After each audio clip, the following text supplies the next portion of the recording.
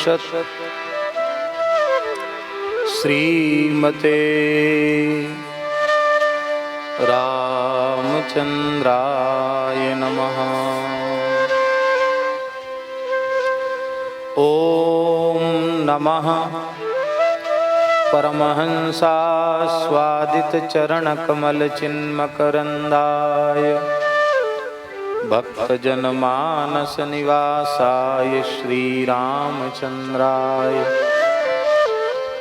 वागीशायस्य वदने लक्ष्मीर्यस्य च वक्षसि यस्यास्ते हृदये संवित् तं नृसिंहमहं भजे।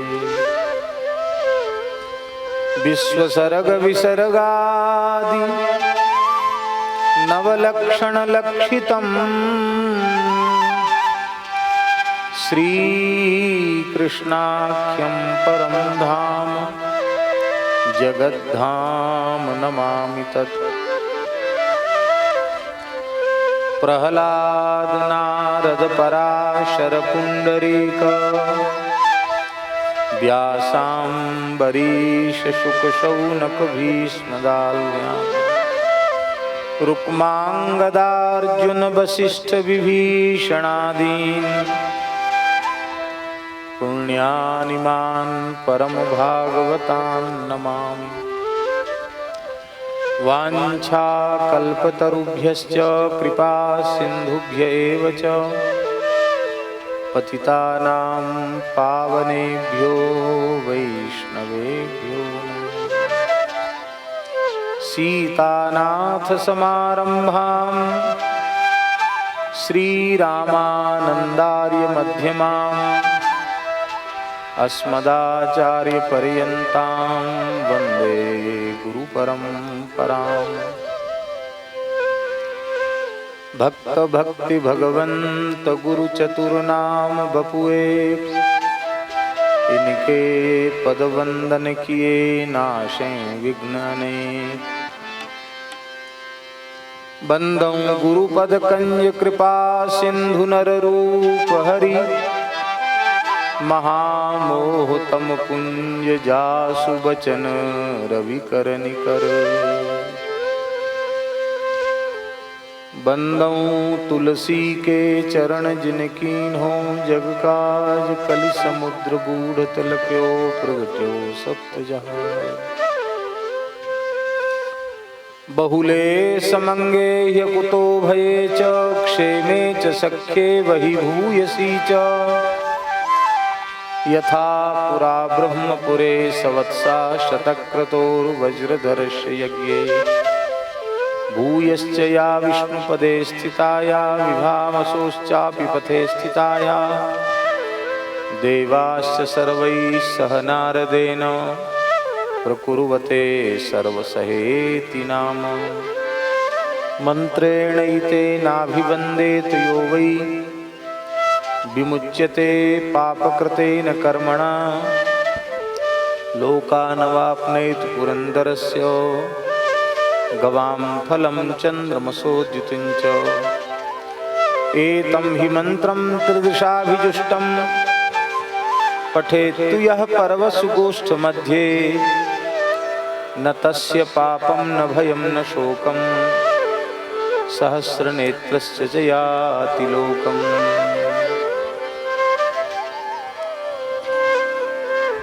कल्याणानां निधानं कलिमलमथनं पावनं पावनानां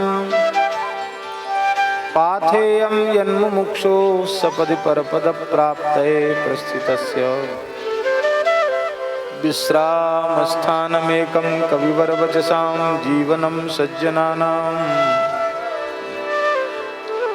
बीजं धर्मद्रुमस्य प्रभवतु भवतां भूतये राम नाम। यत्र यत्र रघुनाथकीर्तनं तत्र तत्र कृतमस्तकाञ्जलिं बाष्पवारि परिपूर्णलोचनं मारुतिं नमत राक्षसान्तकम्। श्रीराम जय जय राम। श्री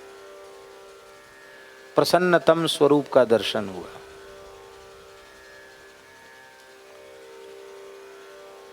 पूर्वांचल क्षेत्र के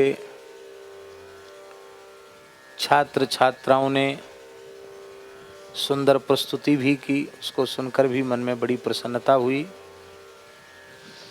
और वैसे अतिकाल हो रहा है, समय क्या हुआ इस समय? हाँ, लेकिन अब वहाँ से इन लोगों ने तैयारी कर ली थी, तुमको ये व्यर्थ जाएगी, तो थोड़ी देर यहीं प्राकृतिक वातावरण है, बहुत शांत आनंद है, हैं? वाह,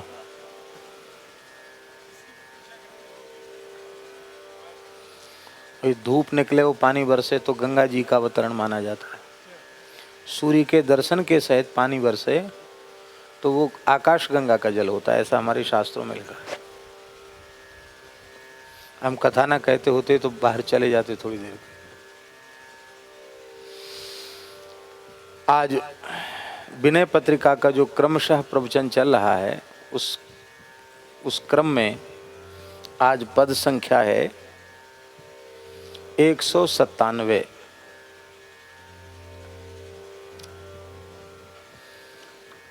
कल काहे को फिरत मन करत बहु जतन, इस पद की चर्चा 195 में पद की चर्चा हुई थी, और आज 197 में पद की चर्चा कर रहे हैं। बहुत प्यारा पद है।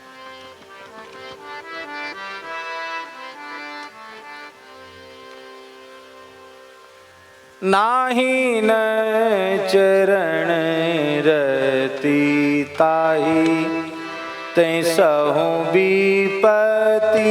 नाही न चरण रति ताहि ते सहु विपति।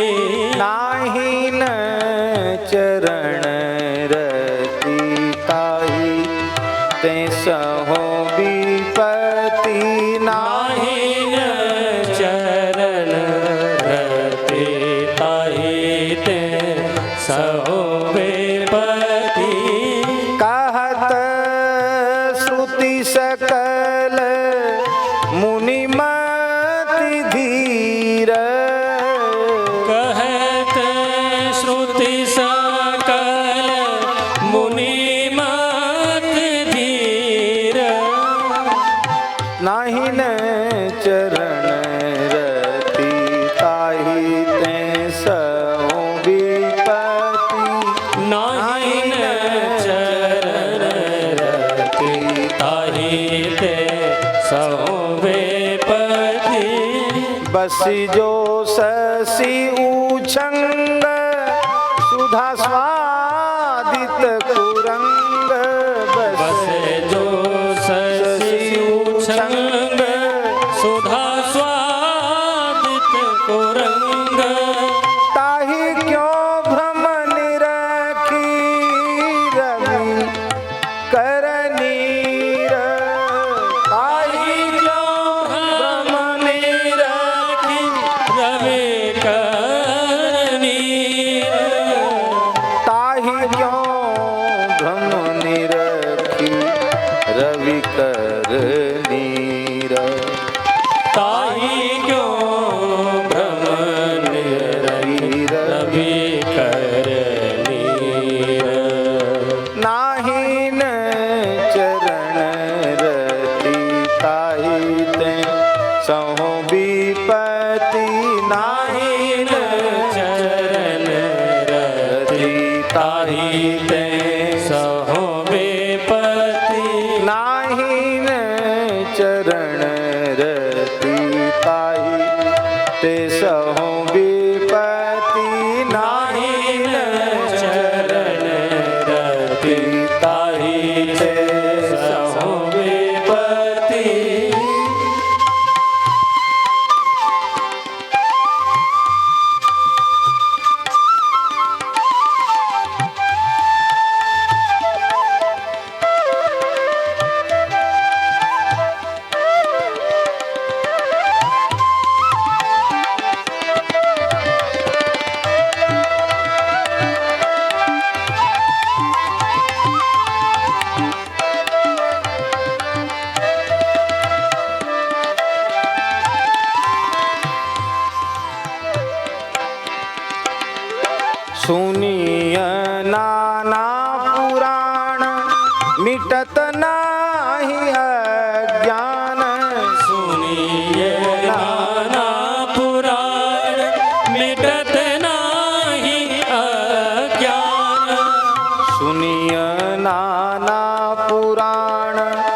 मिटत नाही अज्ञान।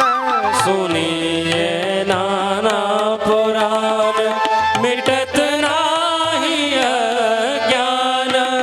पढ़िए ना समझिए जिमि खग कीर। पढ़िए न समझिए जिमे खग कीर। पढ़िए ना समझिए जिमि खग कीर। पढ़िए न समझिए जिमे खग कीर। नाहिन चरण रति ताहि ते सहो विपति। नाहिन चरण रति ताहि ते सहो विपति। बंधत बिनहि पास सिमर सुमर आस। बंधत बिनहि पास सिमर सुमन आस। बंधत बिनहि पास सिमर सुमन आस। बंधत बिनहि पास सिमर सुमन आस। करत चरत तेई फलु बिन हीरा। करत चरत ते फल बिनु हीर। करत चरत तेई फल बिनु हीर। करत चरत ते फल बिनु हीर। नाहिन चरण रति ताहि ते सहो विपति। नाहिन चरण रति ताहि ते सहो विपति।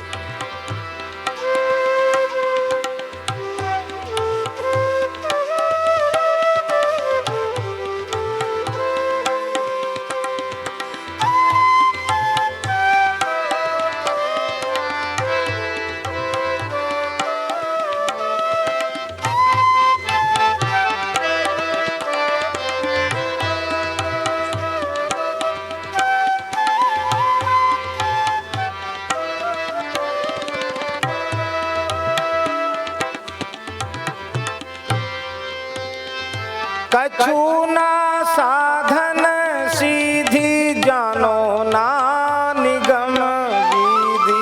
कछु ना साधन सिद्धि जानो ना निगम विधि।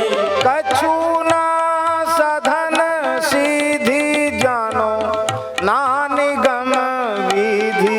कछु ना साधन सिद्धि जानो ना निगम विधि।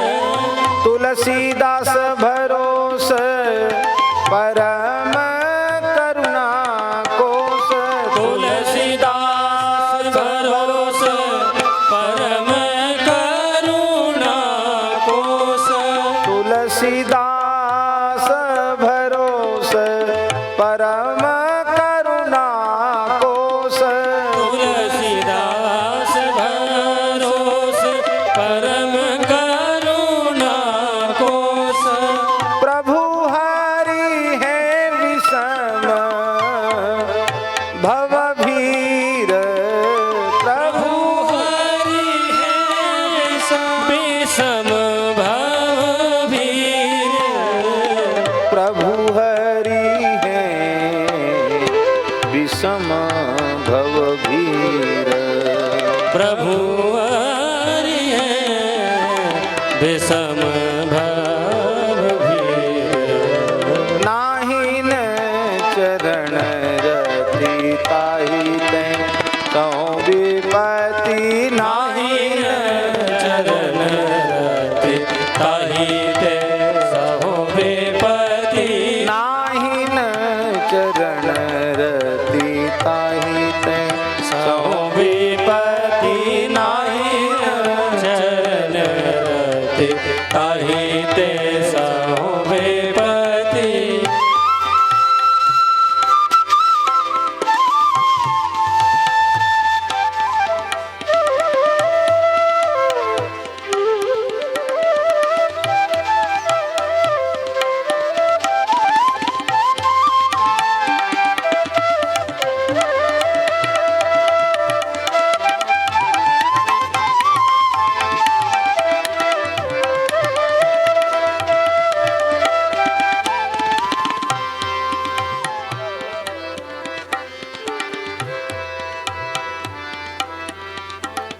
नाहि न चरण रति ताहि ते सहो विपति।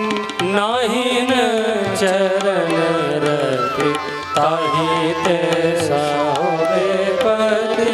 नाहि न चरण रति ताहि ते सहो विपति। नाहि न चरण रति ताहि ते सहो विपति।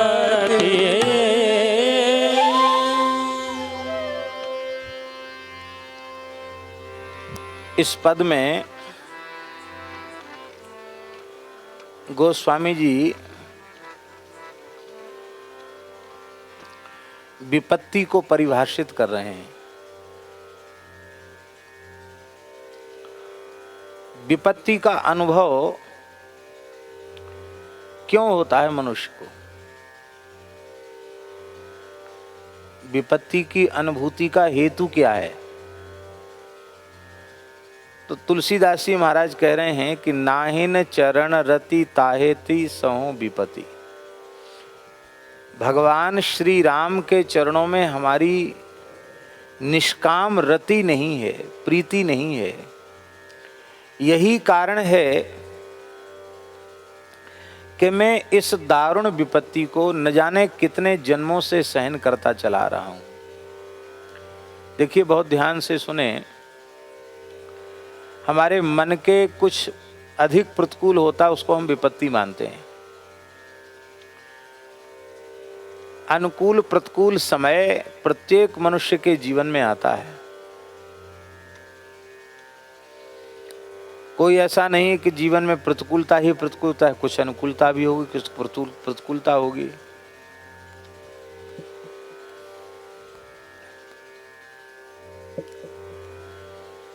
पर संसार में वर्तमान जीवन में आई हुई विपत्ति विपत्ति नहीं है, क्योंकि उस विपत्ति का संबंध कब तक रहेगा?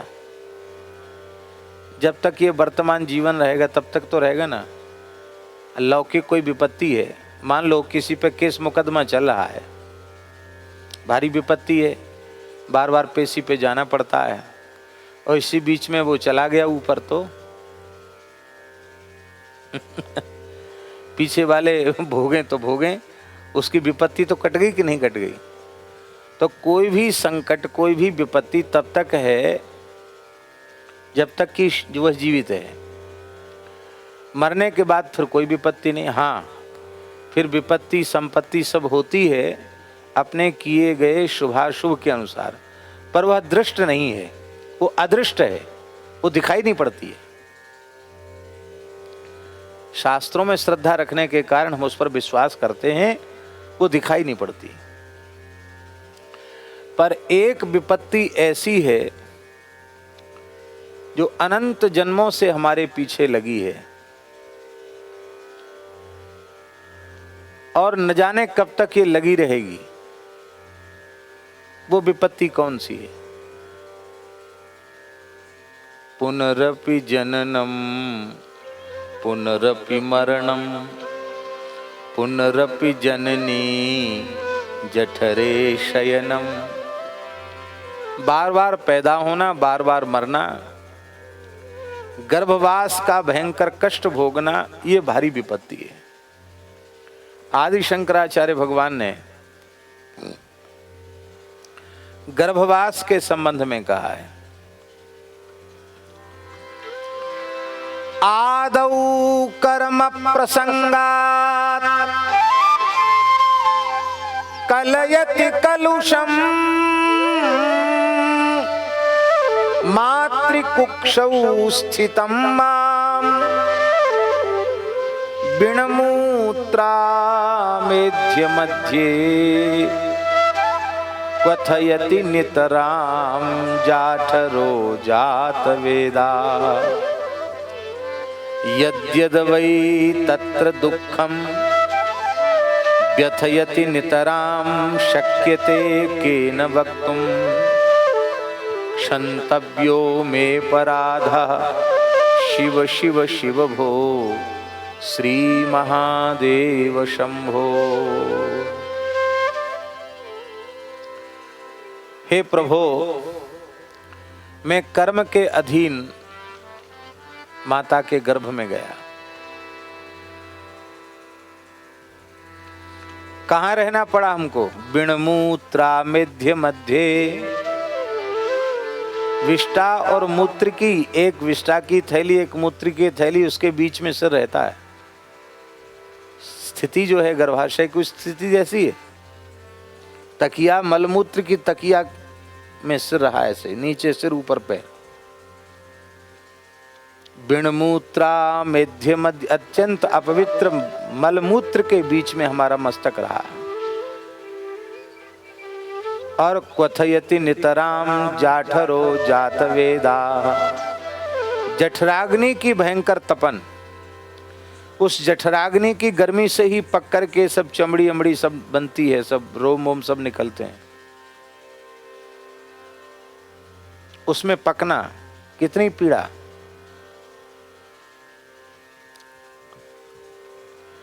कितनी व्यथा होती है। शक्यते केन वक्तुम, कौन उसका वर्णन कर सकता है। गर्भवास की पीड़ा का वर्णन करने में कोई समर्थ नहीं है। इसलिए गर्भ में पड़ा हुआ जीव बार बार कहता है, यद्योन्याम प्रमुच्येहम तत्प्रपद्ये महेश्वरम। यदि इस गर्भ योनि से मैं बाहर निकला तो अब की बार अब प्रपंच में नहीं फंसूंगा, भगवान की शरण होकर के भजन करूंगा, भगवत प्राप्ति करूंगा।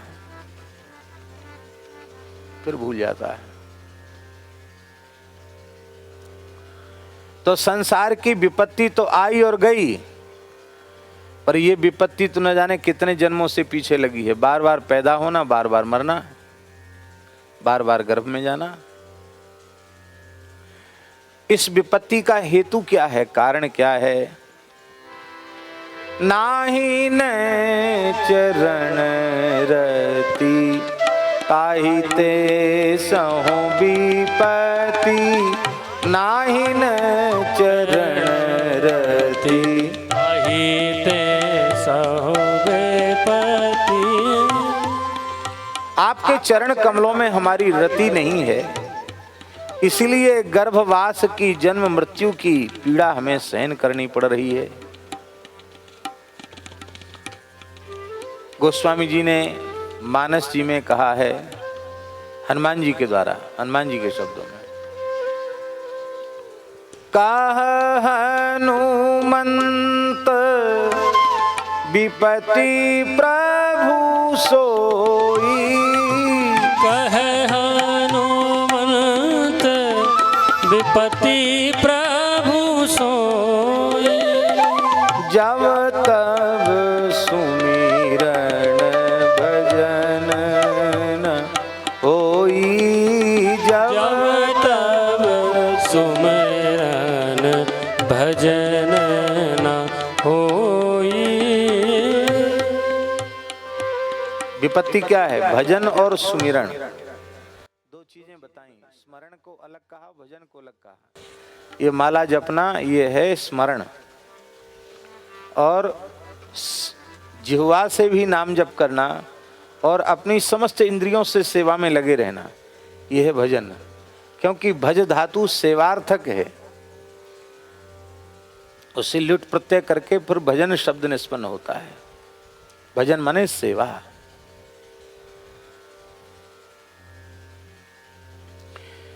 भजन और स्मरण ये दो चीजें न बने, अर्थात सेवा और सुमिरण ये दो साधन न बनना ही विपत्ति है। और ये दोनों साधन बनने लग जाएं तो भागवत जी में लिखा है, हरि स्मृति ही सर्व विपद विमोक्षणम। भगवान की स्मृति संपूर्ण विपत्तियों से छुड़ाने वाली। इसलिए भगवान व्यास ने कहा, विपदो नैव विपदा संपदो नैव संपदा विपद विस्मरणम विष्णोः संपन्नारायण स्मृति। विपत्तियां विपत्तियां नहीं हैं और संपत्तियां संपत्तियां नहीं हैं। भगवान को भूल जाना बड़ी विपत्ति है और भगवान की याद करना सबसे बड़ी संपत्ति है।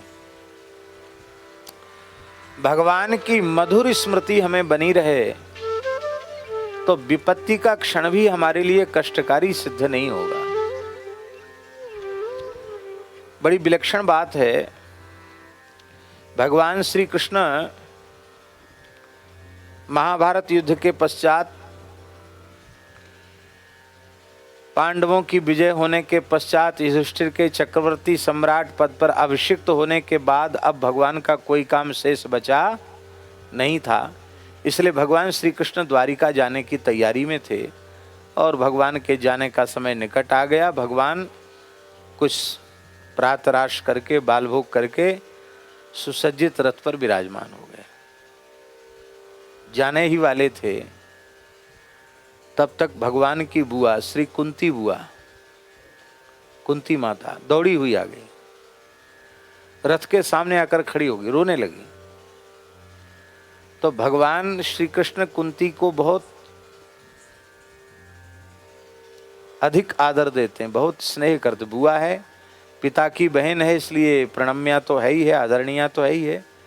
भगवान ने रथ से उतर करके बुआ जी को प्रणाम किया, कहा बुआ जी अब तो सब काम हो गया है, अब क्यों रो रही हो? अरे कोई बात थी, मैं तो प्रणाम करके ही सवेरे आया था, कोई बात थी तो हमको बुला लेती भीतर। अब आप चक्रवर्ती सम्राट धर्मराज युधिष्ठिर की माता हैं, इस तरह से दौड़े हुए पागलों की तरह दौड़ करके रोते हुए यहाँ आना, खड़े हो जाना, ये तो स्वरूपान रूप नहीं है तुम्हारे, क्यों आई हो? कुंती जी ने कहा कि भगवान पता नहीं फिर मिलना कब होगा कि नहीं होगा, तो मन की मन में रह जाएगी, तो मैं अपने मन की कुछ बात आपको निवेदन करने आई। कहो क्या बात है? कुंती ने कहा सबसे पहले तो मेरी प्रार्थना स्वीकार कीजिए। नमस्ये पुरुषं त्वाद्यमीश्वरं प्रकृते परम अलक्ष्यम सर्वभूतानां अंतर्बहिरवस्थितम। हे भगवान, मैं आपके चरणों में प्रणाम करती हूँ, नमस्कार करती हूँ। भगवान बोले क्या कह रही हो बुआ जी, प्रणाम मैं करता हूँ और आप चिरजीवी रहो, दीर्घायु हो, सुखी रहो, यशस्वी भव, आप आशीर्वाद देती हो, पर आज क्या उल्टी बात कह रही हो कि मैं प्रणाम करती हूँ? अरे बुआ कहीं भतीजे को प्रणाम करती है? आप क्या बोल रही हैं? कुंती बोली अब हमको बहकाओ मत, मैं आपके तात्विक स्वरूप को पहचानती हूँ। नमस्ये, मैं नमस्कार करती हूँ, क्योंकि पुरुषम, पुरुष माने क्या होता है? ये पुरी है, इस पुरी में, नवद्वारों की पुरी में, नगरी में जो अंतर्यामी रूप से शयन करता है वो परब्रह्म परमात्मा पुरुष है। आप आद्य पुरुष परमात्मा सर्वांतर्यामी श्री हरि हैं। आप सबके भीतर हैं और सबके बाहर हैं, फिर भी अलक्ष्यम, दिखाई नहीं पड़ते, सबके बाहर भीतर होने पर भी दिखाई नहीं पड़ते। क्यों दिखाई नहीं पड़ते? माया जवनिका छन्नम अज्ञाधोक्षजमव्ययम् न लक्ष्य से मूढ़ दृशा नटो नाट्यधरो यथा। आपने अपने आप को माया की यवनिका में, पर्दे में छिपा रखा है। आप वैसे ही अनुभव में नहीं आते जैसे कठपुतली का खेल दिखाने वाला सूत्रधार पर्दे के पीछे छिपकर बैठता है और उंगलियों में धागे पिरो के रखता है, उंगलियां हिलाता है, बोलना, हंसना, गाना, रोना भी सब वही करता है। और दर्शकों को अनुभूति होती है कि कठपुतली हंस रही है, नाच रही है, गा रही है, बोल रही है, क्रिया करती हुई कठपुतली दिखाई पड़ती है। ऐसे ही संसार के जितने शरीरधारी हैं सब आपके हाथ की कठपुतली हैं। सबके कर्म के सूत्र आपकी उंगलियों में हैं। आप कर्मानुसार उनको नचाते हैं और ये कठपुतलियों का नाच होता है। माने कुंती कह रही है कि महाभारत युद्ध कठपुतली के खेल से ज़्यादा कुछ नहीं। सूत्रधार तो आप हो। जिसको विजय देना चाहो उसको विजय दे दो, जिसको पराजय देना चाहो उसको पराजय दे दो।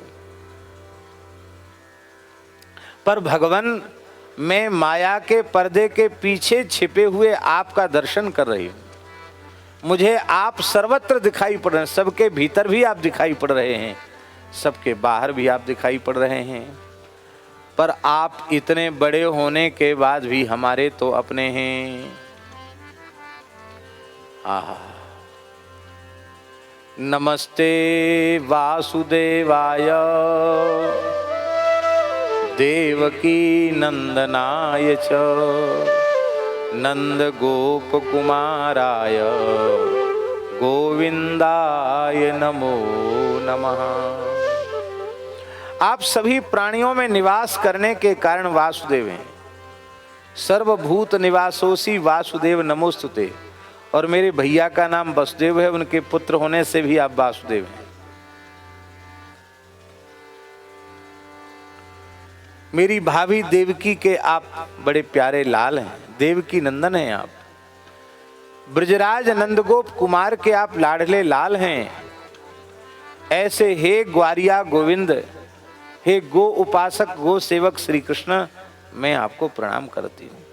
भगवान बोले, बुआ जी आप क्या क्या बोले चली जा रही हो, बार बार प्रणाम करती हूँ प्रणाम करती हूँ। पहले ये बताओ चाहिए क्या? कुछ चाहिए? हाँ अवश्य चाहिए। महापुरुषों ने चिंतन किया है कि जब भगवान ने कहा कि कुछ वरदान मांग लो, क्या चाहिए? जो मांगोगी वही दूंगा। तो इंद्रादि देवता भय के मारे थर थर कांपने लगे। संसार के कष्टों से उद्विग्न होकर कहीं कुंती अपने पुत्रों के लिए स्वर्गादि लोकों का राज्य न मांग ले, यहाँ का वैभव न मांग ले, इंद्रासन न मांग ले। देवताओं को भय हो गया। लेकिन कुंती ने जो मांगा, क्या कहना, अद्भुत मांगा। कुंती कहती है, विपदा सन्तु नः शश्वत तत्र तत्र जगद्गुरो भवतो दर्शनम यत्स्याद पुनर्भव दर्शनम। संस्कृत थोड़ी भी पढ़े लिखे जो लोग हैं वो समझ सकते हैं इसका भाव। विपदा में बहुवचन है, संतु भी बहुवचन है, और शाश्वत ऐसी विपत्ति नहीं कि आई और चली गई। विपत्ति नहीं, विपत्तियां। संतु माने हो कब तक? बोले शाश्वत। मैं विपत्ति से कभी रिक्त हुई ही नहीं, सदा मेरे ऊपर विपत्तियां बनी रहें, ये वरदान आप दे दीजिए। विपदा संतु, विपत्तियां हो। कैसी विपत्तियां? शाश्वत, सार्वकालिक विपत्ति। मेरा विपत्तियों से कभी छुटकारा न हो। हे जगत गुरु श्री कृष्ण, मैं सदा सर्वदा विपत्तियों के पहाड़ के नीचे दबी रहूं। विपत्तियों के पर्वत टूट टूट कर गिरते रहे मेरे ऊपर। भगवान ने कहा, बुआ जी कहीं ऐसा तो नहीं है कि मांगना चाहती हो संपत्ति और धोखे से मुंह से निकल गया हो विपत्ति, तो अभी सुधार संभव है? कुंती जी ने कहा, नहीं, बहुत सोच विचार करके मांग रही हूं, आप हमें कृपा करके विपत्तियां दें। भगवान ने कहा, तुम्हें विपत्तियों में स्वाद क्यों आ रहा है? कुंती जी उत्तर देती हैं, भवतो दर्शनम यत् स्यात्, ये विपत्तियां आपका दर्शन कराने वाली हैं। जब जब हमारे ऊपर संकट आए, विपत्ति आई, मैंने आर्त हृदय से आपको पुकारा, हे द्वारिकानाथ, हे जगन्नाथ, हे विश्वनाथ, हे करुणा सागर, हे दया सागर, हे भक्त वत्सल, हे शरणागत वत्सल, इस अपनी दीन दुखिया बुआ कुंती पर कृपा करो। तो आप द्वारिका का ऐश्वर्य त्याग कर 16,108 रानी पटरानियों को त्याग करके, इतने बड़े कुनबा खानदान को छोड़ के आप सब कुछ त्याग कर हमारे यहाँ आ गए। हमारे पुत्र अर्जुन के सारथी बन गए, हमारे दूत बन गए, हमारे सेवक बन गए, हमारे सखा बन गए, हमारे स्वामी बन गए, हमारे क्या नहीं बन गए आप। ये कब तक? जब तक हमारे ऊपर विपत्तियां थीं। अब संपत्ति आ गई, पुत्र चक्रवर्ती राजा हो गया, आप कहते हमारा काम पूरा हो गया, अब हम द्वारिका जा रहे हैं। तो जिस संपत्ति के पद प्रतिष्ठा ऐश्वर्य के आने पर आप दूर चले जावें, उस संपत्ति को मैं विपत्ति मानती हूँ। और जिस विपत्ति में जीव आपको पुकारे और आप दौड़े चले आवें, आपका मंगलमय दर्शन करके वह धन्य धन्य हो जाए, कृतकृत्य हो जाए, कृतार्थ हो जाए, उस विपत्ति को मैं सैकड़ों संपत्तियों से भी श्रेष्ठ समझती हूँ। ध्यान में आई बात?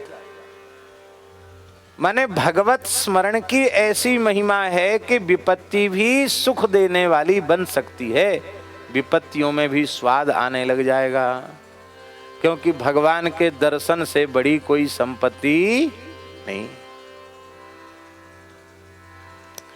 सबसे बड़ी विपत्ति क्या है? बार बार पैदा होना, बार बार मरना, और आपके दर्शन से वो विपत्ति नष्ट हो रही है। भवतो दर्शनम यत् स्यात् अपुनर्भव दर्शनम, आपका दर्शन हो जाएगा तो ना बार बार मरना पड़ेगा, ना बार बार पैदा होना पड़ेगा। तो वस्तुतः जो असली विपत्ति है उसका छुटकारा तो आपके दर्शन से होना है, और संसार में जो अनुकूल प्रतिकूल परिस्थितियां आती हैं वो सब नकली हैं। असली विपत्ति तो बार बार पैदा होना और मरना है, और ये विपत्ति तब दूर होगी जब जीव आपका प्रेम पूर्वक भजन स्मरण करेगा और आप उसकी पुकार पर दौड़े हुए चले आवेंगे, तो ये विपत्ति विपत्ति नहीं रह जाएगी। इसलिए तानाहीन चरण रति, ताही ते सहो विपत्ति, नाहीन चरण रति, ताही ते सहो विपत्ति। चरणों में रति हो जाए तो देखिए, जिसकी रति जहां होती है प्रीति, उसकी स्वाभाविक स्मृति बनी रहती है।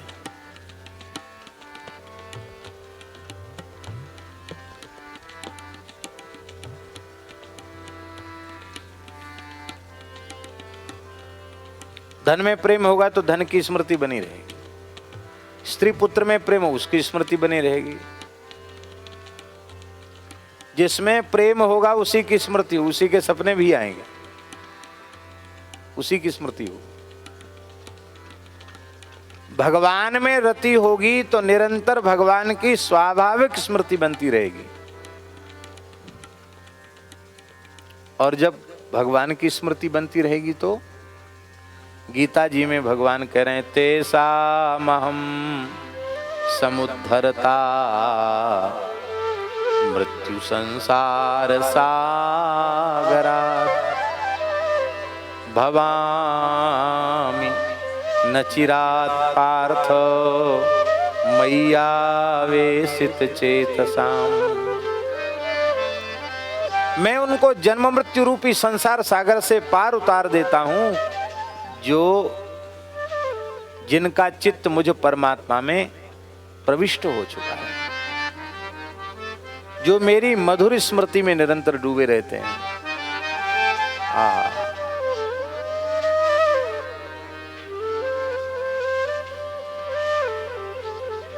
सारी विपत्तियां समाप्त हो जाती हैं आपको भजने वाले की।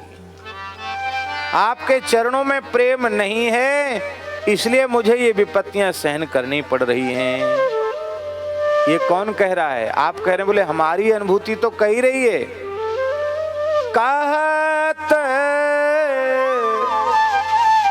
श्रुति सकल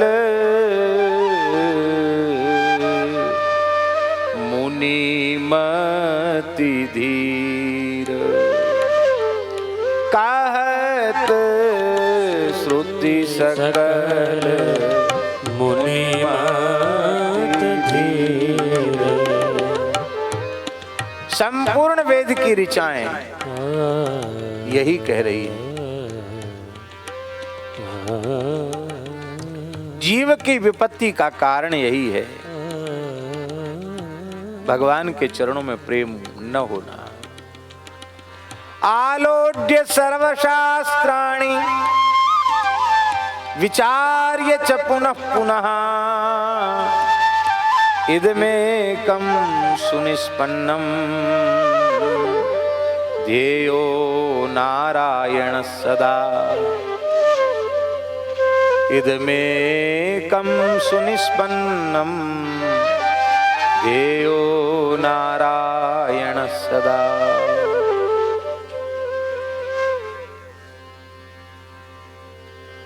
संपूर्ण वेद की ऋचाएं भी विपत्ति का कारण यही बता रही हैं, संपूर्ण शास्त्र यही कह रहे हैं, और संपूर्ण ऋषि मुनि महात्माओं का भी मत यही है। भगवत विमुख होने के कारण ही जीव की विपत्ति जा नहीं रही है, मिट नहीं रही है। इसलिए सुनु मति धीर, इसलिए हे मति धीर,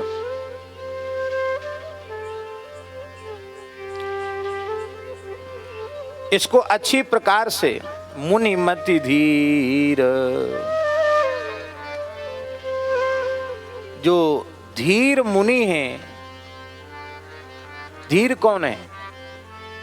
बाह्य विषयों की ओर इंद्रियों का सहज प्रवाह बना हुआ है, उस प्रवाह को रोककर जो अंतर्मुख बना लेते हैं उनको धीर कहा जाता है उपनिषद के अनुसार। सवई धीर उदाहृता। धीर कौन है? जो स्वाभाविक इंद्रियों के विषय की ओर प्रवाह को अपने विवेक विचार के द्वारा भीतर की ओर खींच ले जाए, ऐसे पुरुष को धीर कहते हैं। ऐसे धीर ऋषि मुनि महात्माओं का यही मत है कि जीव की विपत्ति का कारण है भगवान के चरण कमलों से विमुख होना।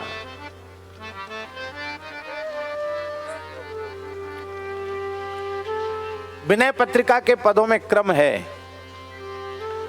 192वें पद में गोस्वामी जी ने कहा था कि श्री राम जी से यदि तुम्हारा नाता नहीं है तो न तो तुम्हारा स्वार्थ सिद्ध होने वाला है, ना ही तुम्हारा परमार्थ सिद्ध होने वाला है। क्योंकि जीव का सच्चा स्वार्थ भी आपका प्रेम है, और जीव का सच्चा परमार्थ भी आपके चरण कमलों की प्राप्ति है।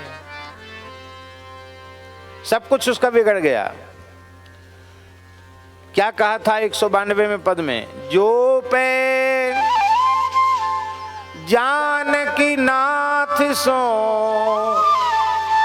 ना तो नेह न नीच, स्वार्थ परमार्थ कहा। यदि जानकी नाथ से नाता नहीं है तो स्वार्थ परमार्थ कहा।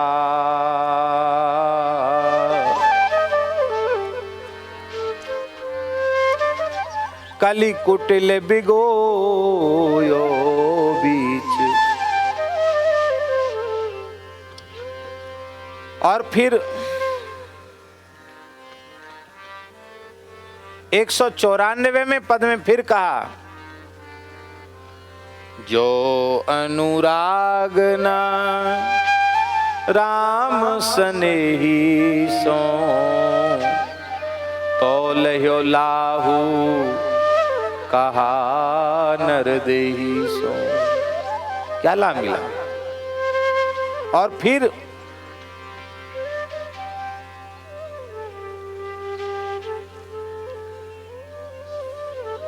एक 195 में फिर कहा कि हे भगवान,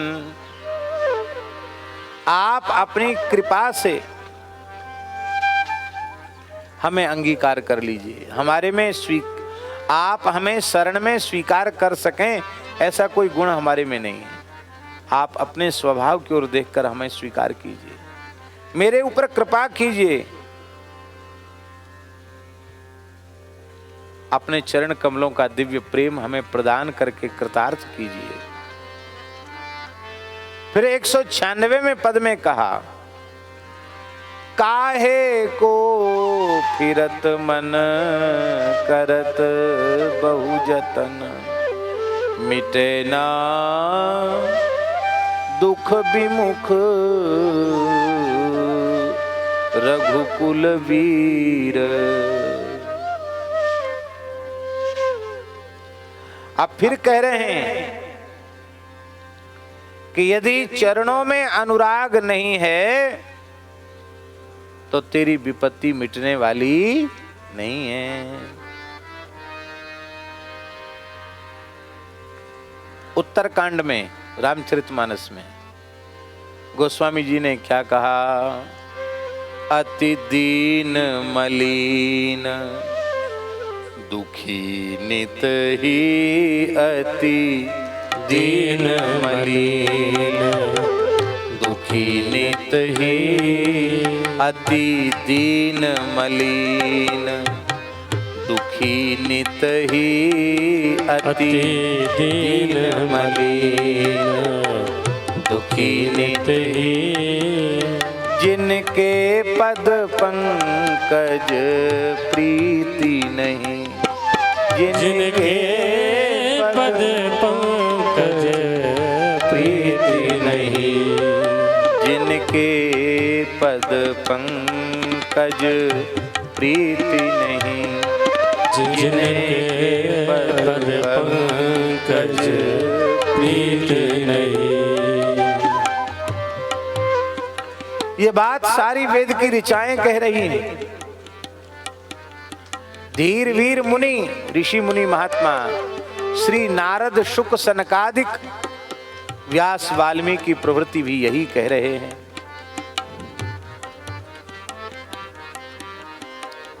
श्रीमद् भागवत में ब्रह्मस्तुति में ब्रह्मा जी क्या कह रहे हैं, तावद भयम द्रविण गेह सुहृन्निमित्तम शोकः स्पृहा परिभवो विपुलश्च लोभः, तावन्ममेत्य सदवग्रह आर्तिमूलम् यावन्न तेंघ्रिमवयं प्रवृणीत लोकः। ब्रह्मा जी कहते कि हे प्रभु, अभयप्रद आपके चरण कमलों का आश्रय जब तक जीव नहीं ले लेता है, तब तक उसे धन, घर, सुहृद जनों के कारण प्राप्त होने वाला भय, शोक, स्पृहा, पराभव, तृष्णा आदि दोष उसको सताते रहते हैं। तभी तक मैं और मेरेपन का आग्रह बना रहता है। और जब जीव आपके चरण कमलों का आश्रय ले लेता है तो यही दोष विपत्ति के जनक हैं। ये सारे दोष समाप्त हो जाते हैं और इन दोषों के मिटते ही सारी विपत्ति समाप्त हो जाती है।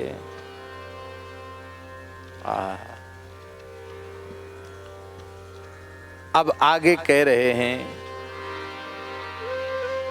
बसे जो ससी उछंग सुधा स्वादित कुरंग, बस जो सस्यो छंग सुधा स्वादित कुरंग ताहि क्यों भ्रम निरखी रवि कर नीर ताहि क्यों भ्रम निरखी रवि कर नीर नाहि न चरण रति ताहि ते सहो विपति नाहि न चरण रति ताहि ते सहो विपति नाहि न चरण रति ताहि ते सहो विपति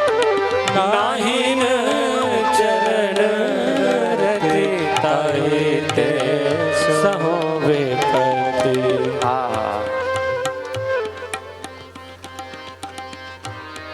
चंद्रमा का एक नाम है मृगांक। चंद्रमा का एक नाम क्या है? मृगांक। मृग माने हिरन, अंक माने गोद, जिसकी गोद में हिरन है।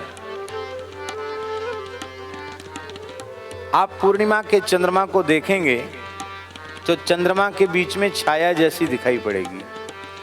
उस छाया को ध्यान से देखना तो आपको लगेगा दौड़ता हुआ हिरन है। भले ही हिरन न हो, पर यहां से देखने पर तो ऐसा ही लगता है कि चंद्रमा के बीच में एक हिरन है। अब हमारे शास्त्रों के अनुसार चंद्रमा में अमृत है, और अमृत है इसलिए चंद्रमा औषधियों का, वनस्पतियों का, सबका पोषण करता है। सूर्य जितना आवश्यक है प्रकृति के पोषण के लिए, उतना ही आवश्यक चंद्रमा भी है। और यह भी एक बड़ी विलक्षण बात है, जैसे सूर्य हमेशा पूर्ण बने रहते हैं, ऐसी चंद्रमा भी हमेशा पूर्ण बने रहें तो प्रकृति गल जाएगी, इतनी ठंडक है चंद्रमा में। इसलिए चंद्रमा का घटना बढ़ना यह भी ठीक है।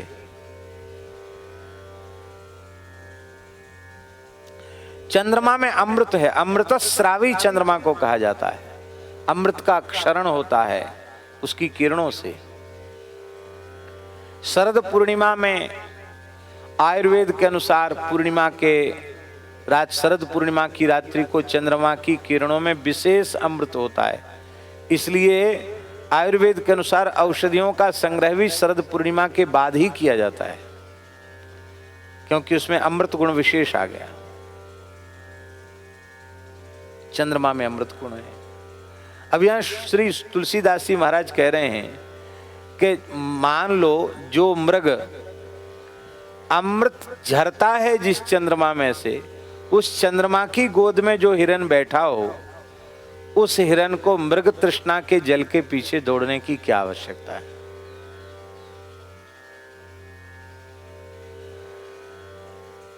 मृग तृष्णा का जल तो समझते हैं ना, मरुस्थल में चमकती हुई रेत में जल दिखाई पड़ता, जल है नहीं पर दिखाई पड़ता है।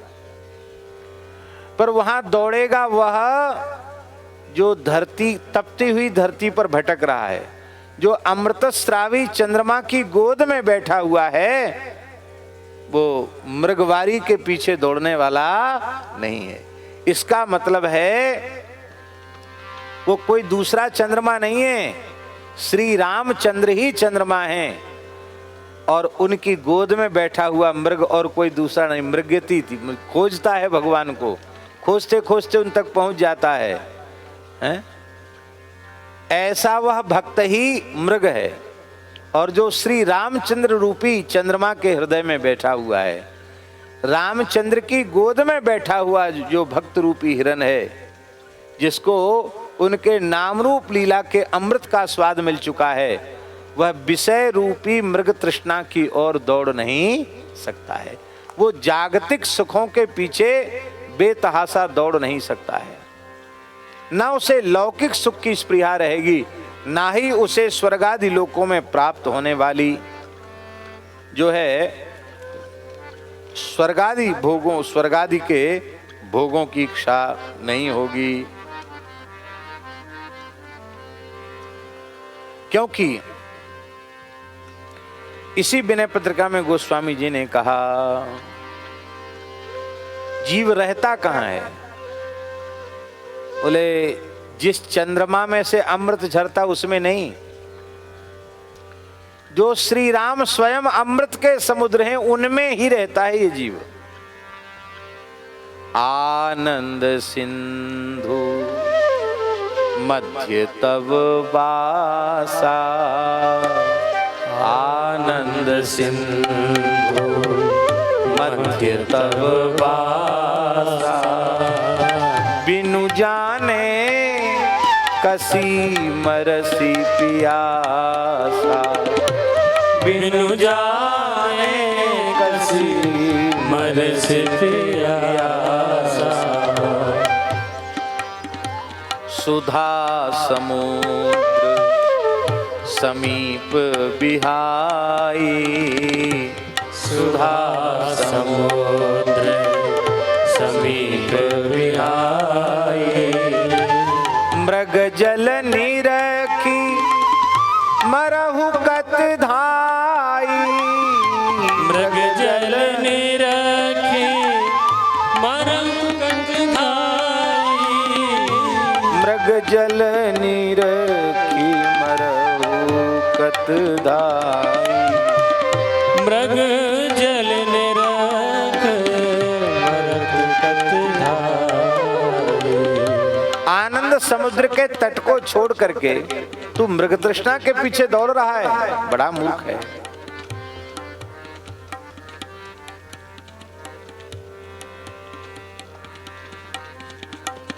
जो जीव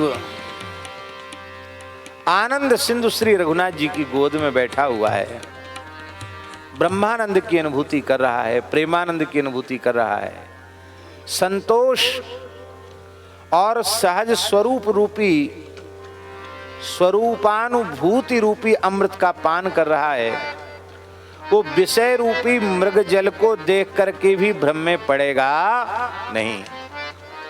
भगवान के भक्त अमानी दास हैं, वे भगवान के प्यारे पुत्र हैं और उनकी भक्ति रूपी गोद में बैठा हुआ बालक भक्त ही है। और उन भक्तों को विपत्ति से घबराना नहीं पड़ता। क्यों? भगवान स्वयं कहते हैं, मोरे सुत समदास अमानी, जो अमानी दास है मेरे पुत्र के समान है, शिशु सम है, शिशु के समान है। और जब मेरे शिशु के समान है तो करऊं सदा तिनके रखवारी, करहु सदा तिनके रखवारी, जिमि बालक राखे महतारी, जिमि बालक राखे महतारी, जिमि बालक राखे महतारी, जिमि बालक राखे महतारी।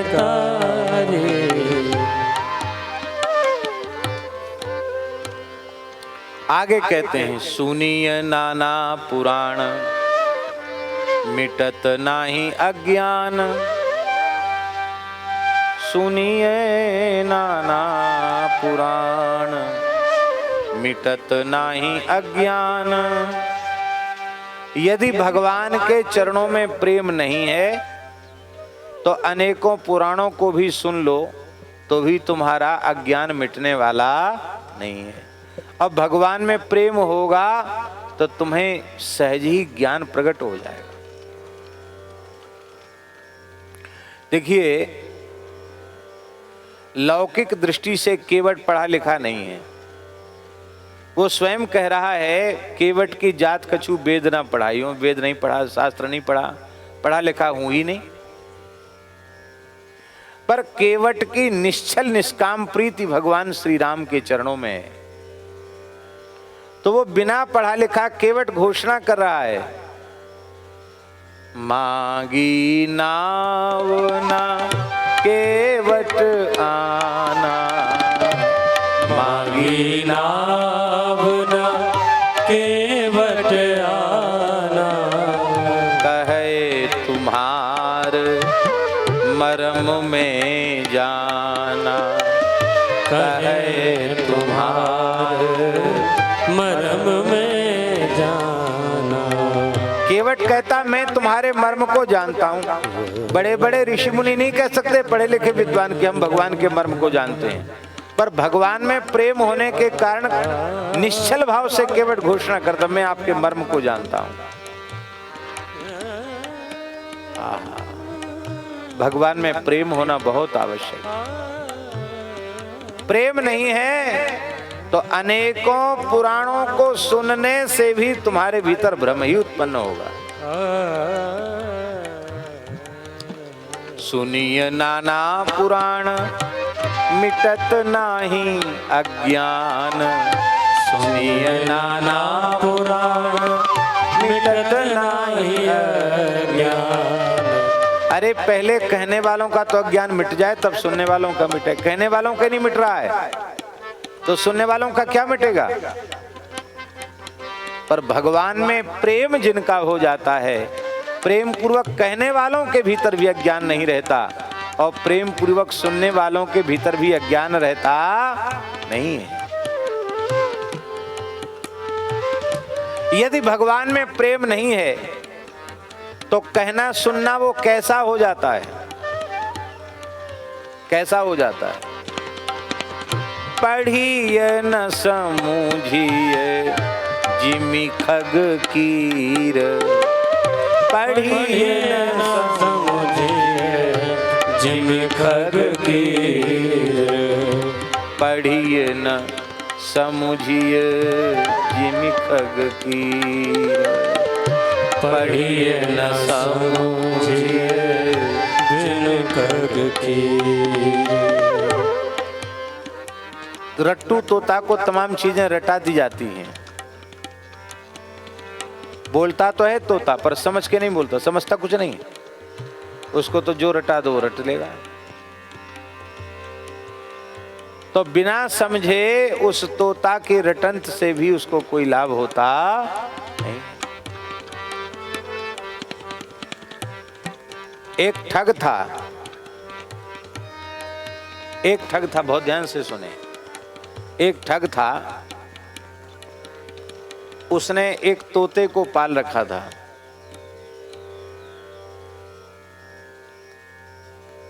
और उसकी कीमत इतनी बताता था कि कोई उसको खरीदने वाला तैयार नहीं। क्यों? कहता है सब भाषाएं जानता है। कौन कौन विशेष तो बताओ। अरे बोले क्या नहीं जानता। संस्कृत में बोल सकता है और क्या बोल सकता है, हिंदी तो बोलता ही है, संस्कृत भी बोलता है और जमाना उर्दू का था, उर्दू भी बोलता है। वाह, हिंदी संस्कृत उर्दू तीनों भाषा में बात कर सकते हो। बिल्कुल, पूछ लो इससे। एक राजा के पास गया तोता बेचने। राजा ने कहा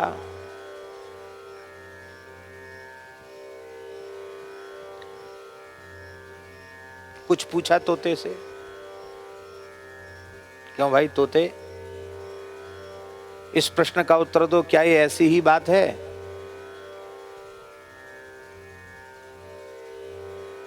लोग कहते धरती गोल है, तो क्यों तोते क्या धरती गोल है? तोता बोला अत्र का संदेह, अत्र कहा संदेह, संस्कृत में अत्र का संदेह, इसमें क्या संदेह? वाह जी वाह। अच्छा, तो ये धरती जल से घिरी हुई है, समुद्र से घिरी हुई है, तो तोता तो वही चीज रटे हुए था। बोले इसमें क्या संदेह है? हिंदी बोल रहा है देखो। अच्छा, तो इतनी विचित्रीय प्रकृति किसी न किसी अलौकिक तत्व के द्वारा बनाई गई है, तो तोता बोला इसमें क्या शक, इसमें क्या शक? बोले वाह वाह, बहुत बढ़िया, बहुत अच्छा। कितनी कीमत है? बोले 1 सहस्र स्वर्ण मुद्रा। अरे बोले कोई बात नहीं, 1000 की 1100 लो।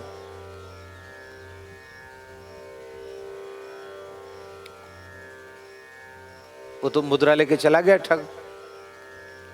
अब एक वृद्ध मंत्री थे, उन्होंने कहा महाराज अपराध क्षमा हो गए, इसको इतना ही याद है, अत्र कहा संदेहा, इसमें क्या शक है और इसमें क्या संदेह है। अरे बोले नहीं, सब भाषाएं बोलता है, पूछ लो इनसे। तो वृद्ध मंत्री ने क्षमा तो पहले ही मांग ली थी। उसने कहा कि तुमको बेचने वाला, पकड़ के बेचने वाला ठग था। बोलो तोता। बोला अत्र का संदेह, इसमें क्या संदेह है।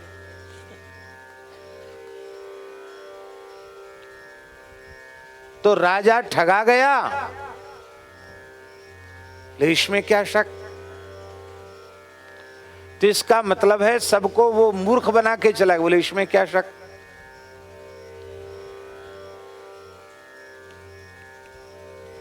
तब ये बात समझ में आई कि इस तोते को और कुछ पता है ही नहीं, क्योंकि 3 ही वाक्य बोलता है। कुछ भी पूछ लो, पहले संस्कृत बोल देगा, कभी पहले हिंदी बोल देगा, तो कभी उर्दू बोल देगा, और ज्यादा कुछ याद नहीं। बिना समझ का जो ज्ञान है वो रट्टू तोते की तरह है।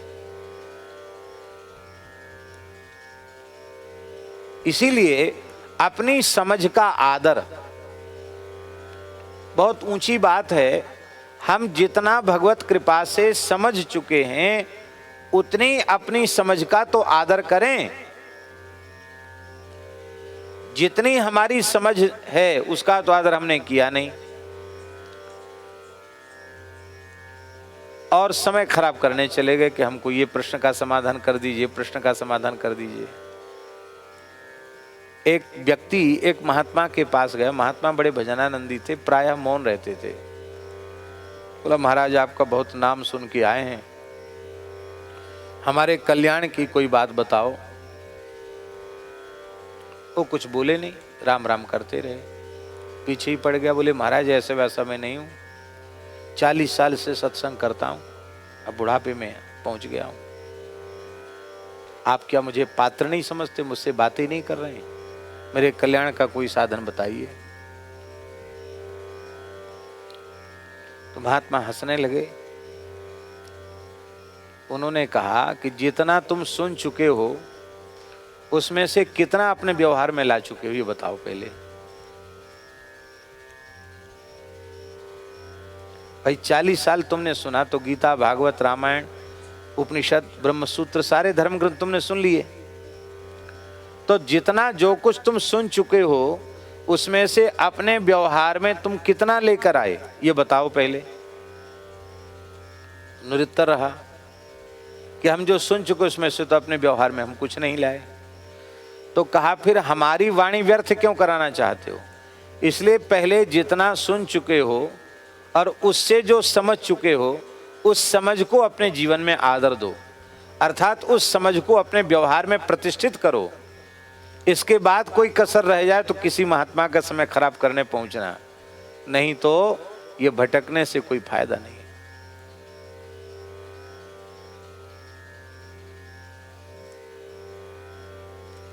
स्वामी संपूर्णानंद जी महाराज कहते थे कहने वाले को भली फायदा हो जाए, हम तो अनुभव किया सुनने वाले को कोई फायदा नहीं होता। क्यों?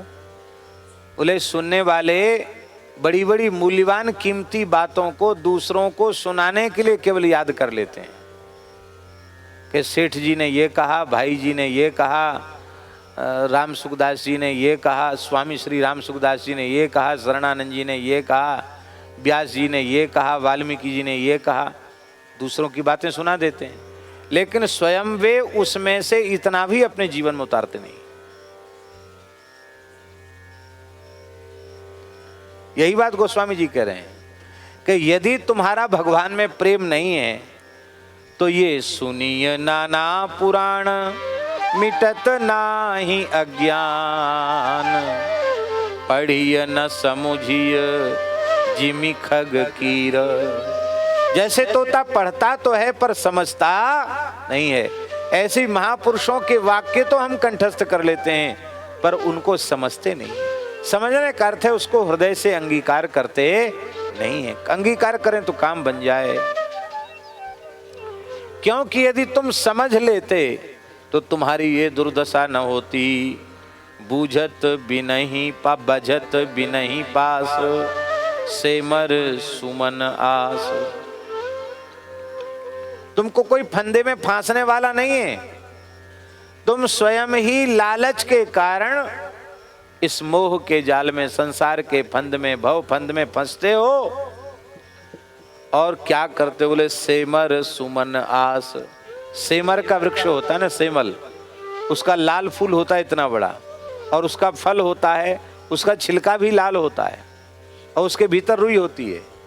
दूर से तोता जब उसको देखता है सेमर के फल को तो बड़ा प्रसन्न होता है, और प्रसन्न होकर के उसमें चोंच लगाता है।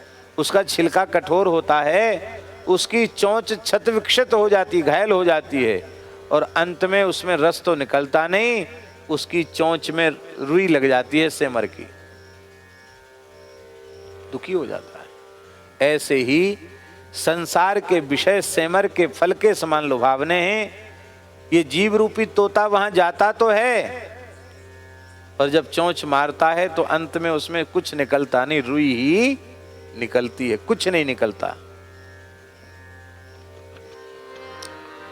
करत चरत तेई फल विनहीर। आहा, सुंदर फूलों से फलों की आशा करता है, न कुछ साधन जानता है न कुछ समझता है। कछु ना साधन सीधी, जानो न निगम विधि। हे प्रभु, यदि भगवान में प्रेम नहीं है तो साधनों का आश्रय लेने से भी कोई विशेष लाभ नहीं है, क्योंकि वे साधन अविद्या माया की निवृत्ति के साधन नहीं, कोई जरूरत नहीं। अविद्या माया की निवृत्ति के साधन न बन करके वे अविद्या माया की निवृत्ति के साधन नहीं बनेंगे, कोई बात नहीं, ऐसे बोल रहे। अविद्या माया की निवृत्ति के साधन नहीं बनेंगे।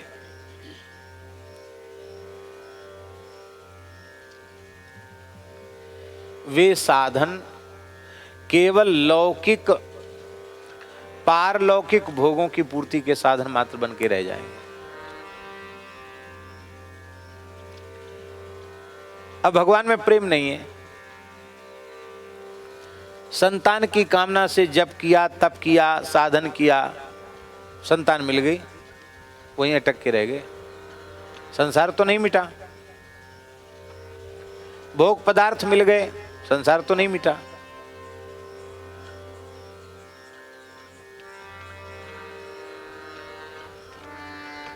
गोस्वामी जी कहते कि हमारी समझ में ये आ गया है कि आपके प्रेम से बड़ा कोई सिद्धि नहीं, आपके प्रेम से बड़ा कोई साधन नहीं, और आपके प्रेम से बड़ी कोई वेद की विधि नहीं। आपका प्रेम प्राप्त हो जाए यही साध्य है, यही साधन है, यही वेदों का निचोड़ है। और हे भगवान, मैं तो आपके प्रेम को ही जानता हूं। क्यों? क्योंकि मुझे पता है आप केवल प्रेम को ही स्वीकार करने वाले हैं। राम ही केवल प्रेम प्यारा, जानी ले कोई जानन हारा। राम ही केवल प्रेम प्यारा, जान ले कोई जानन हारा। आहा, आज रास्ते में सूर्यकांत जी कह रहे थे कि जो पूर्वांचल के बालक हैं, कोई हम उनको कुछ देते नहीं हैं, अथवा हमारा उनसे कोई स्वार्थ नहीं है, लेकिन फिर भी हमारा स्वाभाविक प्रेम उनसे बना और हम उधर जाते हैं तो उनका भी प्रेम समझ में आता है। ये प्रेम क्यों? हमने क्या उत्तर दिया था उस समय? हमने कहा था ये इसीलिए है क्योंकि उसमें कामना नहीं है, निष्काम भाव का है। और वस्तुतः आपके हृदय में जो प्रेम है बिना स्वार्थ का प्रेम, वो आपका प्रेम न होकर वो भगवान का प्रेम है। और उनके हृदय में बिना कामना बिना स्वार्थ के जो सहज प्रेम है वो भी भगवान का ही प्रेम है। क्योंकि जो परमात्मा अंतर्यामी रूप में तुम्हारे भीतर विद्यमान है, वही परमात्मा अंतर्यामी रूप में उनके भीतर विद्यमान है। संसार के लोगों के व्यवहार में बहुत फर्क और भेद दिखाई पड़ता है, पर कई बार उच्च कोटि की जो कक्षा में अवस्थित संत होते हैं, उनके संबंध में सब लोगों की एक अनुभूति होती है कि हमसे बहुत प्रेम करते हैं। गरीब से गरीब आदमी कहेगा हमारे ऊपर बहुत कृपा है, अमीर भी कहेगा हमारे ऊपर भी कृपा है, विद्वान भी कहेगा हमारे ऊपर कृपा है, मूर्ख भी कहेगा हमारे ऊपर भी कृपा है, हमारा भी गुजारा वहाँ हो जाता है। इसका मतलब क्या है? कि वो व्यक्ति को देखकर प्रेम नहीं कर रहे हैं, वे सब में अपने आराध्य का दर्शन करके प्रेम कर रहे हैं। इसलिए उनके प्रेम में विषमता नहीं है, उनके प्रेम में समता है। तो मुझे अच्छी प्रकार से बोध हो गया है कि आप केवल प्रेम को ही स्वीकार करते हैं। कोई जप से, तप से, साधन से, धन से, ऐश्वर्य से, शास्त्र के ज्ञान से आपको खरीद नहीं सकता है। और प्रेमियों के हाथ तो आप बिक जाते हैं। मीरा जी का पद है, माई मैंने लीनो गोविंद मोल। मीरा के प्रभु गिरधर नागर आवत प्रेम के मोल, माई री मैंने लीने गोविंद मोल। इसलिए कछु ना साधन सिद्धि, जानो ना निगम विधि, नहीं जप तप बस मन ना समीर। हमारे में जप भी नहीं है, तप भी नहीं है, हमारा मन भी बस में नहीं है, और हमारे पास कोई प्राणायाम का साधन भी नहीं। समीर माने प्राणायाम का साधन भी नहीं है। बस केवल इतनी बात है, मैं चाहे जैसा हूं, हे श्री रघुनाथ मैं आपका हूं, आप ही एकमात्र मेरे हैं, बस इतना मैं जानता हूं, और मेरे पास कोई बल नहीं है। तुलसीदास भरोस परम करुणा कोश, तुलसीदास भरोस परम करुणा कोश। जो परम करुणा के कोश हैं, खजाने हैं, करुणा का स्रोत जहां से निकलता है, करुणा की धारा जहां से बहती है, उन करुणा सागर, करुणा सुधा सरिता जहां से बहती है, ऐसे करुणा के अगाध समुद्र, करुणा के खजाने, ऐसे जो करुणा वरुणालय श्री राम जी हैं। हे नाथ, आपका हमें भरोसा है। क्या भरोसा है? बोले हम चाहे जैसे हों, श्री राम जी के हैं, राम जी हमारे हैं, बस इतने से ही हमारा काम बन जाएगा। क्या काम बनेगा? प्रभु हरि हैं विषम भव भीर, प्रभु हरि हैं विषम भव भीर, प्रभु हरि हैं विषम भव भीर, प्रभु हरि हैं विषम भव भीर। नाहिन चरण रति आहिते सहो विपत्ति, नाहिन चरण रति आहिते सहो विपत्ति। कहत श्रुति सकल मुनिमति धीर, कहत श्रुति सकल मुनिमत धीर। सीताराम सीताराम सीताराम सीताराम सीताराम सीताराम सीताराम सीताराम सीताराम सीताराम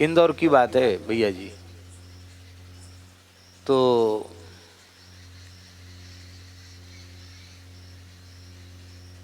एक मंदिर का केस था, वो लड़ रहे थे। ओके, नहीं जरूर नहीं, अच्छा चलो, हाँ, मंदिर का केस लड़ रहे थे। वो केस इस प्रकार का था, सही आपको बात बताएं, वो संपत्ति मंदिर की थी, संतों की थी, और वे उसको वो मतलब वो मंदिर का कोई अधिकार नहीं है, संतों की परंपरा का कोई अधिकार नहीं है, ये वो दावा प्रस्तुत कर रहे थे और एक नंबर मुकदमेबाज थे।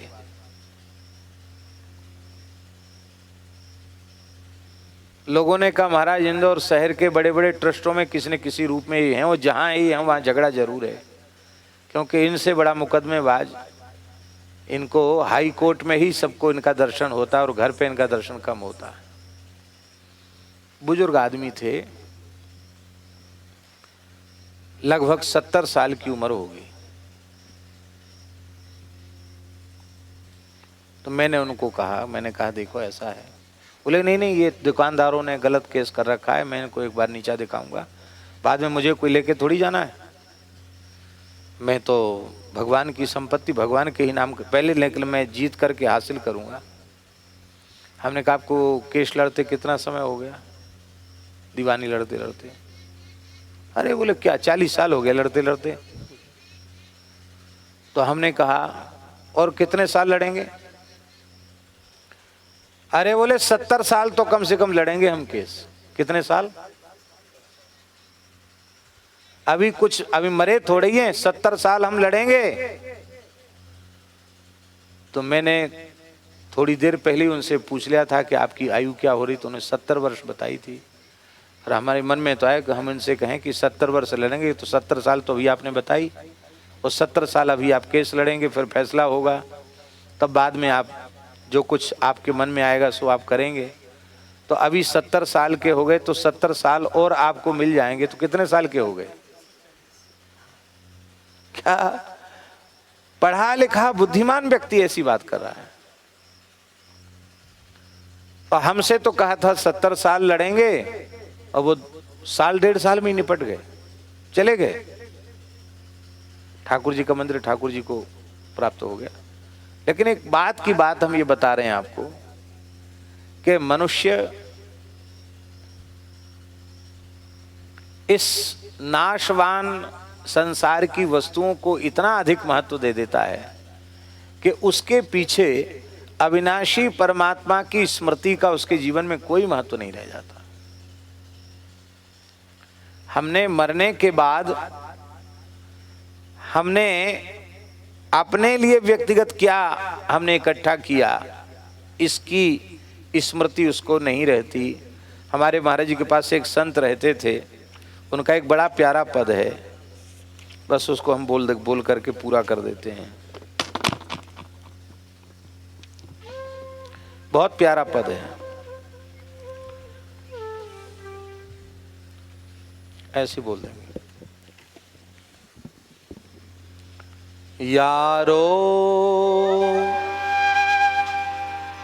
एक दिन मौत जरूर, यारो एक दिन मौत जरूर, यारो एक दिन मौत जरूर। फिर क्यों इतने गाफिल हो कर, फिर क्यों इतने गाफिल होकर बने नशे में चूर,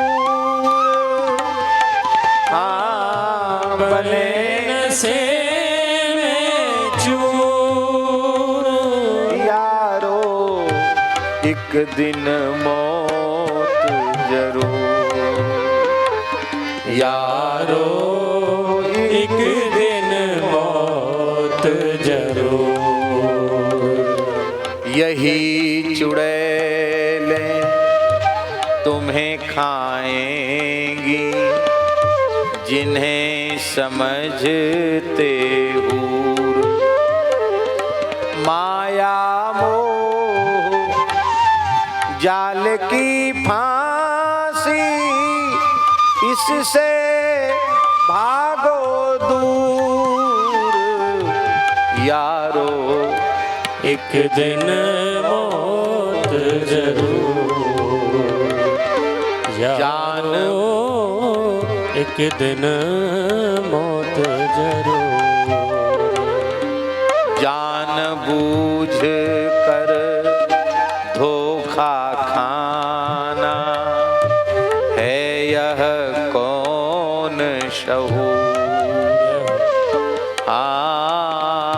जान बूझ कर धोखा खाना है यह कौन सहूर।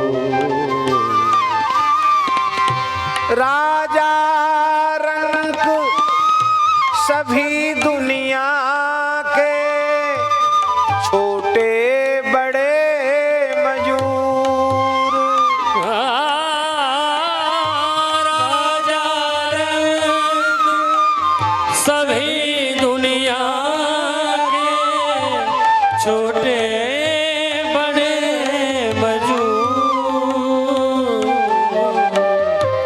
जो मांगो बांधत को मारे, वही सूर भरपूर यारो, एक दिन मौत जरूर यारो, एक दिन मौत जरूर। झूठा झगड़ा झूठा टंटा, झूठे सभी गरूर। झूठा झगड़ा झूठा टंटा, सभी गरूर। रामदास हरि प्रेम बिना, सब अंत धूर का धूर। रामदास हरि प्रेम भजन बिना, सब अंत दूर का। रामदास हरि प्रेम बिना, सब अंत दूर का धूर। रामदास हरि प्रेम बिना, सब अंत धूर का धूर। यारो एक दिन मौत जरूर, यारो एक दिन मौत जरूर। यारो एक दिन मौत जरूर। यारो एक दिन मौत जरूर। इस तपोवन के दिव्य सुरम्य वातावरण में बहुत अच्छा लगा, बहुत ही अच्छा लगा। मन बहुत प्रसन्न हुआ, और इतना प्रसन्न हुआ मन की यहाँ तो शांति से 2-4 दिन रहने लायक है। घूमे और बस यहाँ रहे। बहुत दिव्य सुरम्य प्रकृति का पोषण भी हो रहा है, संरक्षण भी हो रहा है। और भगवान भूत भावन विश्वनाथ जल्दी सूर्यकांत जी का मनोरथ पूरा करें। कम से कम 10-11 हजार गोवंश स्वाभाविक रूप से विचर करके, चारे को प्राप्त करके, और एक पूरे दुनिया के सामने उदाहरण बन सके कि हमारे देश में और पूरे संसार में प्रकृति पर्यावरण की सुरक्षा गोवंश की सुरक्षा के माध्यम से कैसे की जा सकती है। जल का संरक्षण, प्रकृति का संरक्षण, वृक्षों का संरक्षण और पवित्र सात्विक गो आधारित कृषि कैसे उत्पादित की जा सकती है। आज कल ये कह रहे थे तो हमारी समझ में नहीं आ रहा था कि नदी कैसे बना दी जाएगी, लेकिन आज जगह जगह जल संरक्षण देख करके, जल के स्रोत देख करके और हरे भरे वृक्षों को देख करके ये अनुमान हो गया कि निश्चित इसी प्रकार से जल की कीमत हम लोग समझते रहे और प्रकृति की पूजा करते रहे। किस रूप में? इस रूप में कि विराट पुरुष का साक्षात विग्रह है। इस रूप में यदि प्रकृति की हम अर्चना करते रहे तो निश्चित ही यहां से एक नदी भी प्रवाहित होने लग जाएगी जिसमें 12 मास जल भी रहेगा। तो निश्चित भगवान ऐसे इस पवित्र संकल्प को जल्दी से जल्दी साकार करें, ऐसी भगवान के चरणों में प्रार्थना है। और आप सबकी खूब खूब मंगल कामना। जय जय श्री राधे, जय जय श्री सीताराम, हर हर महादेव।